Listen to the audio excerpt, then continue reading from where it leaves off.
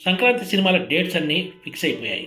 ఇప్పటికే pan India hero Prabhas నటించిన 'Raja Saab' cinema జనవరి 9న ప్రపంచవ్యాప్తంగా ప్రేక్షకుల ముందుకు రానున్నట్లు నిర్మాత టీజీ విశ్వప్రసాద్ పలుమార్లు అధికారికంగా ప్రకటించారు. తాజాగా చిరంజీవి, నయనతార జంటగా నటిస్తున్న 'మనశంకర వరప్రసాద్' గారి సినిమా డేట్ కూడా అధికారికంగా వెల్లడించారు. ఈ సినిమా జనవరి 12న ప్రపంచవ్యాప్తంగా ప్రేక్షకుల ముందుకు రానున్నట్లు దర్శకుడు అనిల్ రావుపూడి శనివారం నాడు హైదరాబాద్లో నిర్వహించిన ఒక మీడియా సమావేశంలో వెల్లడించారు.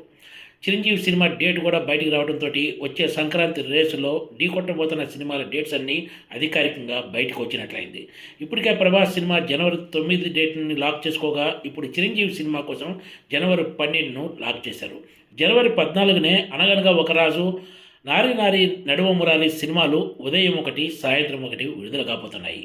నవీన్ పోలిశెట్టి, మీనాక్షి చౌదరి జంటగా నటించిన అనగనగా ఒక రాజు సినిమా జనవరి 14న ఉదయం విడుదలవుతుంటే, సాయంత్రం శర్వానంద్ హీరోగా నటించిన నారి నారి నడుమ మురారి సినిమా ప్రేక్షకుల ముందుకు రాబోతోంది.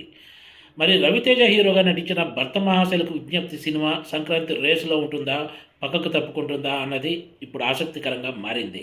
ఇప్పటికే 4 సినిమాలు తమ డేట్స్ ప్రకటించాయి. ఇప్పుడు ఇంకా ప్రకటించాల్సింది ఒక్క రవితేజ సినిమా మాత్రమే. దీంతో ఈ సినిమా సంక్రాంతి రేసులో ఉంటుందా లేదా పక్కకు పోతుందా అన్నది చర్చనీయాంశంగా మారింది.